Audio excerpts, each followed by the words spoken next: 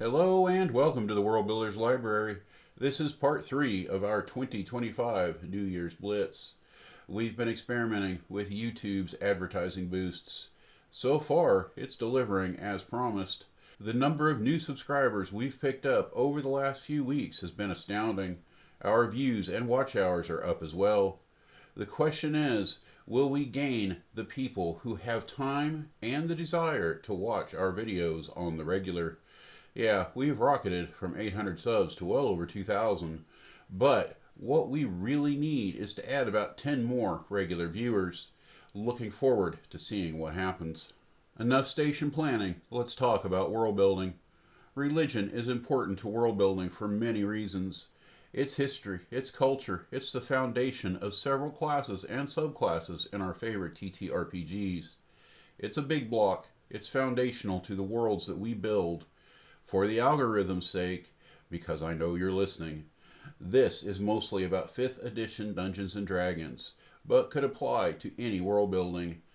It's meant to be helpful advice for players and dungeon masters. Now, to contradict everything I just said, we're not talking about fantasy religion on the large scale. Not today, we're not.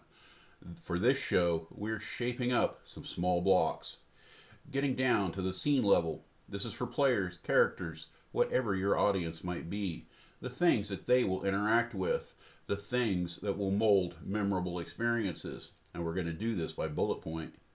Everything below can be integrated into one of your central religions or thrown in as cultural tidbits when your party travels.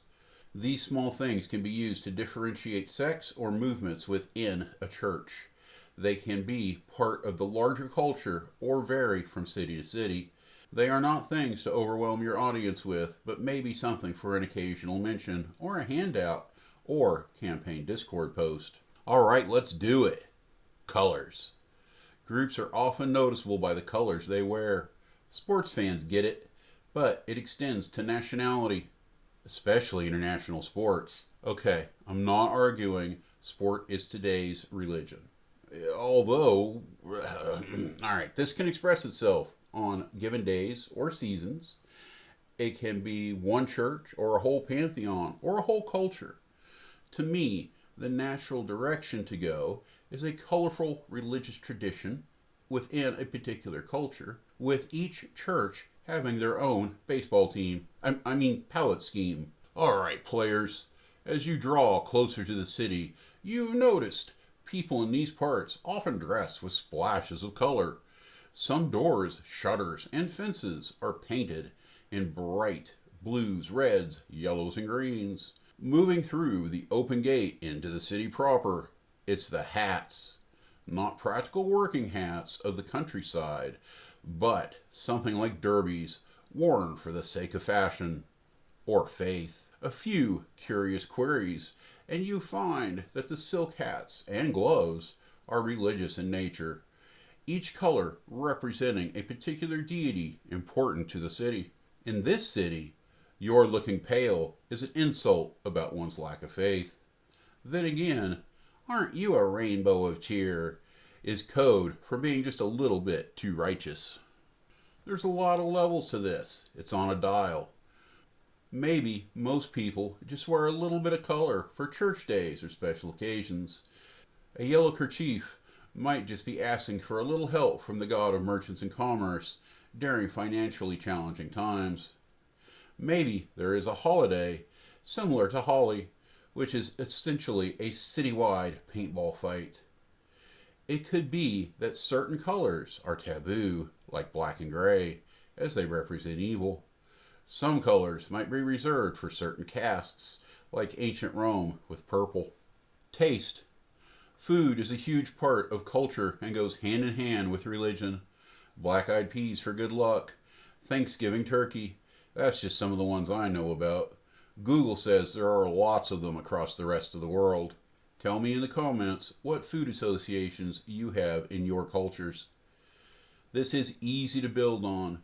Maybe religious people of your focus culture like to have fish on a certain day of the week. Maybe some foods are scarce and reserved for just the holidays. A place that has a long, hard winter might have less access to beef. Scarcity turns into luxury. This might be a class divide, causing the poor to appear less worthy of the gods. This can be a surprise that you hold in reserve until a player asks for something at a tavern. It's a great catch for a fish out of water angle when your characters are visiting a foreign land. It doesn't have to be food per se. Maybe certain smokables are associated with certain religions. It could be hard candies or certain spices. Drinks are included. Are special teas for certain holy days? Come on, I know a lot of you who treat coffee as sacred. Ba ba ba ba ba ba ba. It's break time. Come on, let's do the stuff. Do the stuff. Ba ba ba ba. Come on, guys. Leave, like a comment, subscribe if you haven't already. What's coming up for the station? We've got some warlock building to do in episodes to come. I want to get back to the Jasanawick River Basin soon. Not even close to being done with that project. After this episode, I'm aiming for a big tips and tricks video. Basically, advice for new players and old players and DMs and, well, everybody. And don't worry, the economics of Armitage is still part of the plan. We are never going to have a shortage of material. Alright, let's get back to it. Sound. It could be bells, either set in towers or carried. It could be drums. Maybe music is a high priority for the whole region, but certain instruments are reserved for religious purposes. Maybe a counterculture movement has been integrating them into secular music traditions. How scandalous. When you introduce a new place to your audience, do you mention the sounds of the location? It could be that clergy wander the city with kazoos to celebrate their favorite god. It might not be music at all, but instead the spoken word. Come up with a few sayings one is likely to hear around town. Welcome to my shop. Blessings of the snake god be upon you. May the light of Ra always show your path. Woden's beard. Have another one for the god of whiskey and wild nights. Set the mood of your city, like you create a personality for your NPCs. A very religious city might have a regular sounding of bells or vocal calls, maybe just for the sake of it, or maybe calling people to prayer. Sounds can be generated by animals as well. Maybe ravens are sacred, so a lot of them in the city cause constant caws and calls. Could be bellowing cows, or holy screaming goats. Let's talk about fidgets. What are the little things important to the religion, and are some of them tactile? You know, the doodads of faith. Prayer beads spring to mind. Instant sidebar. These things open up a bigger in-game dialogue. When speaking about a hyper-religious layman, you could certainly say, well, that one wears just a few too many beads for my liking. Of course, it doesn't have to be beads.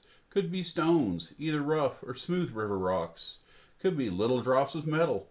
I carry a dollop of brass. It's not religious, but it was Dad's, and now it's mine, so I carry it. But it's a simple thing that might carry over into a religion of dwarves and miners. There are crosses, of course, often worn on strands of beads for some people. Cross is such basic geometry, you could probably steal it and be okay. That's the problem with the easy things, though. There are already such powerful connotations in the real world. Triangles, crosses. I'm sure you can come up with something, though. And don't forget to mix it in with your color scheme. If you want to go dark, tactiles can be a little more gruesome. Maybe people keep sandpaper in their pockets to scrape their fingers whenever they have bad thoughts. Does that mean that somebody with bloody fingers is shunned or venerated as devout? I could argue either case. Smells. Is your religion the smelly one? Smell and taste are very connected, but there's still stuff to talk about. Incense and perfumes are the first two that leap to my attention. Incense is, of course, common in many forms of religion and spiritualism. At times, D&D has expanded this into magical effects. You certainly can, making it alchemy adjacent or completely its own thing. Perfume falls wholly into the alchemical realm by my reckoning. If you're playing up either, or both, think about skills and free abilities that allow or even encourage your players to participate. There are bad smells too. If dark forces are in power, the stench of unchecked necromancy might be in the air. It doesn't have to be that extreme. Druids might keep stinky plants around, or maybe it's a sign of piety to reject good spicy for the bad. Architecture. There are probably a few things that you should know on the grand scale. Where are the most respected temples for each aspect of your primary religions? Each god, each tradition, each sect. Size matters, but also age, reputation, and function. Maybe a relatively small church sits next to a super important site. Maybe a certain temple of a knowledge god isn't the biggest, but it is attached to the biggest library. Maybe the biggest church of a war god is more of a border castle than a cathedral of war. But we are here for the little stuff. Does the culture/religion have shrines? These might be in individual households, a corner where candles are kept in a little triangle shape with a little swath of green fabric resting over a living branch. There might be shrines on a few city streets where people can stop for a second and find peace and say their thanks. Maybe in a city where everyone comes to visit the grand temples of the world gods, the locals prefer the little spots with barely enough room for 10 people. There are no attendants here, only altars for burning incense and offerings. Shrines can be blank walls, poles, totems, statues, walking trails and parks, anything that you can make work for the vibe you're going for. Remember that a temple, in the most generic sense of the word, can be for a single god, a sect of a god, a whole pantheon, or a given belief. Imagine a temple of healing where the disciples of many different mercy gods work together. Heaven on earth.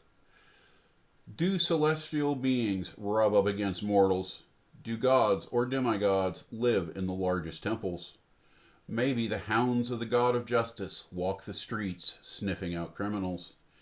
Maybe ghost-like entities leave the church of the god of healing each night to visit and cure the ill.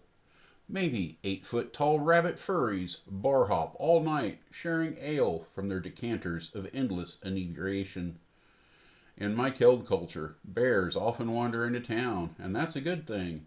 They usually don't even eat anybody, and if they did, that person must have deserved it. Maybe a particularly impressive temple of a sun god keeps the whole city warmer than it should be. Sidebar: the 3-mention rule. Want to form a lasting impression? Don't give a speech. Be subtle and consistent. As you walk out of the tavern, a gust of cold wind hits. An old woman passing by mutters, "Vela's beard, I'm ready for spring." Later in that session, the party walks into an outfitter's shop. The shopkeeper looks up at them. "Get that door shut unless you're inviting Vela himself in to follow you." Then, in your opening for session 2, you leave the inn to start your day and find the festival in full swing. "Vela is in the air, but spring is in our hearts," a small group of streakers shout as they run down Main Street in nothing but loincloths, some of them not even that. All right, everybody. Religion can be fun. We are definitely going long here, but there's just way too much to say.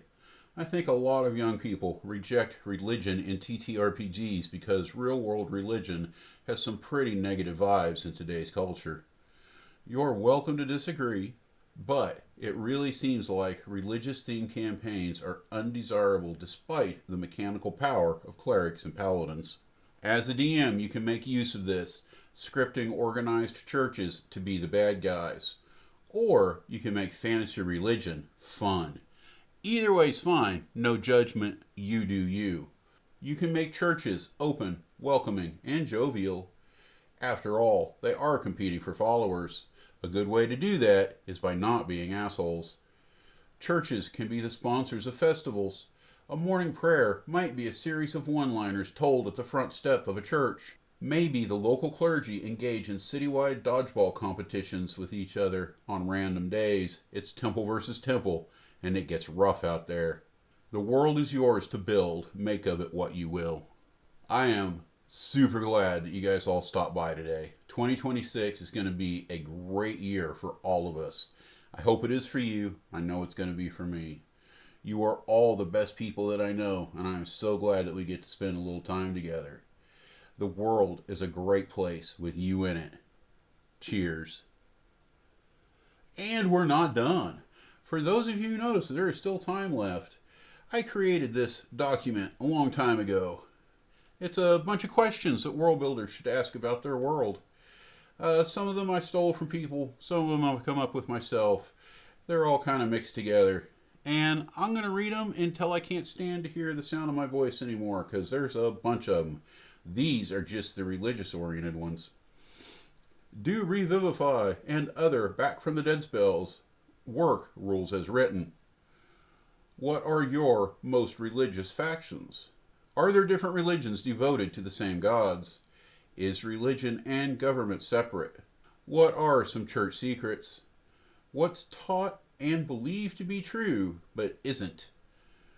Do clerics set up healing centers to help the poor?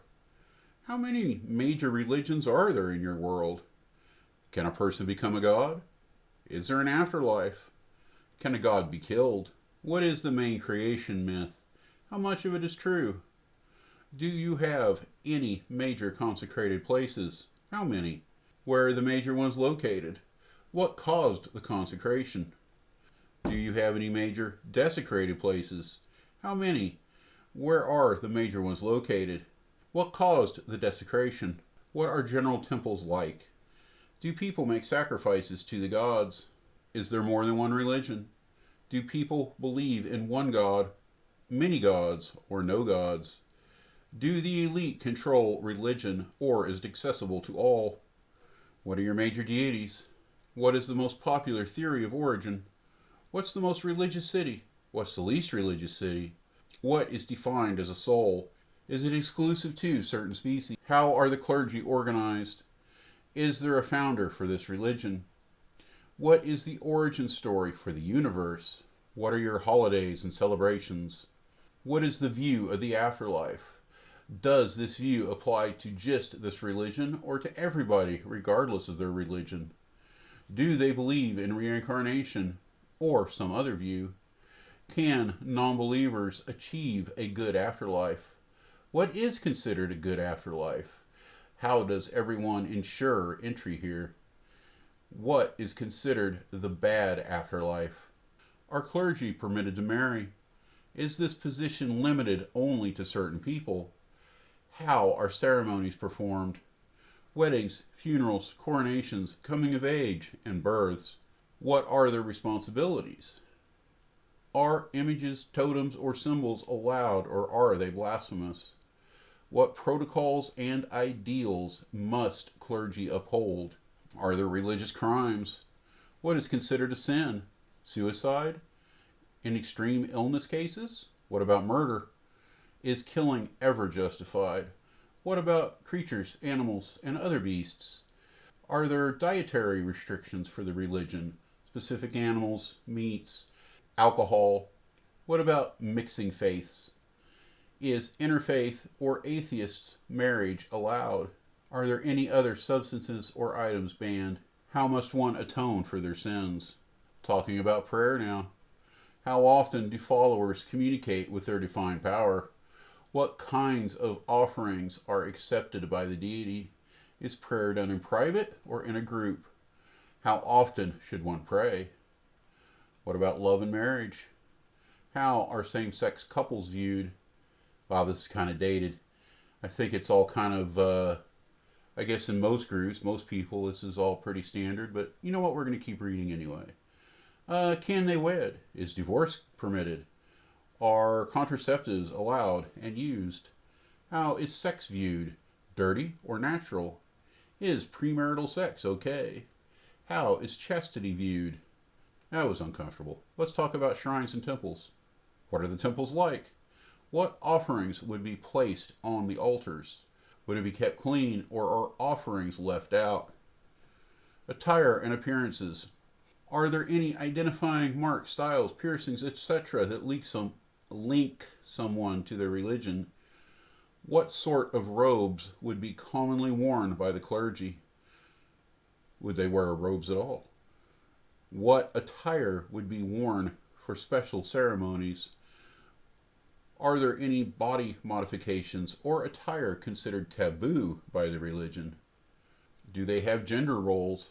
Some of these are going to repeat themselves. Drugs, alcohol, nudity, mind altering substances. How are all these things allowed? Are people expected to cover up certain areas to remain decent? Is this different between men and women? How are children disciplined? What are their thoughts on atheism? So, I shouldn't throw extra thoughts in here, but I've always thought it's hard to be an atheist in a fantasy world. I'm an atheist in the real world, but in a fantasy world, I mean, it's very out there. You know, religious influence is not mysterious at all. There might be some mystery to it, but overall, it's pretty clear cut. At least in the worlds I've built. I guess you can build them to set up for this if you want to. All right, back to the list. Uh, are there inherently are they all that list of stuff I just named off, are they inherently immoral or something to be pitied? Who? All right, let's move on. Is the religion one of conversion? Do they try to convert others? Oh, that's the end of the list. All right. That means you can go. Merry Christmas. Happy New Year. See you later. Have a good 2026.